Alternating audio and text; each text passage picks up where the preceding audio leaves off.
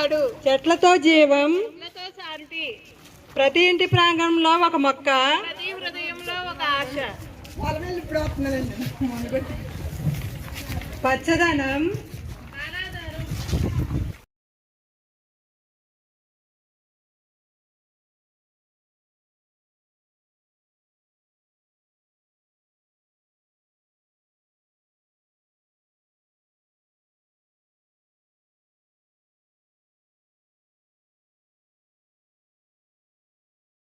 ప్రతిరోజు కొంత సమయం కేటాయిస్తానని నా వంతు కృషిగా స్వచ్ఛతా కార్యక్రమాల కొరకు శ్రమదానం చేసి పరిశుభ్ర ఆంధ్రప్రదేశ్ సాధించే సంకల్పానికి కట్టుబడి ఉంటానని ఈరోజు పరిశుభ్రత గురించి నేను వేసిన ఈ ముందడుగు ఆంధ్రప్రదేశ్ రాష్ట్రాన్ని శుభ్రపరచడంలో సాయం చేస్తుందని నమ్ముతూ ఈ రోజు నుండి నా తోటి వారికి కూడా ప్రకృతి పచ్చదనం యొక్క ప్రాముఖ్యతను మరియు ఆంధ్రప్రదేశ్పై అవగాహన కల్పించే దిశగా ప్రయత్నిస్తానని మన ఆంధ్రప్రదేశ్ను స్వచ్ఛ ఆంధ్రప్రదేశ్గా తీర్చిదిద్దేటట్టు నా వంతు కృషి చేస్తానని ప్రమాణం చేస్తాను.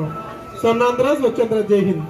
కార్యక్రమానికి ముఖ్య అతిథిగా చేసిన మన గ్రామ సర్పంచ్ కుమార్ గారికి, అలాగే తెలుగుదేశం పార్టీ అధ్యక్షులు విశ్వనాథం గారికి, ఈ కార్యక్రమం చేసిన గ్రామ ప్రజలకు అందరికీ నా హృదయపూర్వక నమస్కారాలు తెలియజేస్తున్నాను. స్వచ్ఛ భారత్ అనే కార్యక్రమాన్ని మన మోడీ గారు ప్రారంభించారు. దాని ఉద్దేశం ఏంటంటే పరిసరాలు శుభ్రంగా ఉంచాలి. పరిసరాలు ఎప్పుడైతే శుభ్రంగా ఉన్నాయో ఆటోమేటిక్గా మనకు ఆరోగ్యం ఇవన్నీ కూడా కరెక్ట్గా మనకి ఇబ్బందులు లేకుండా ఉంటాయి.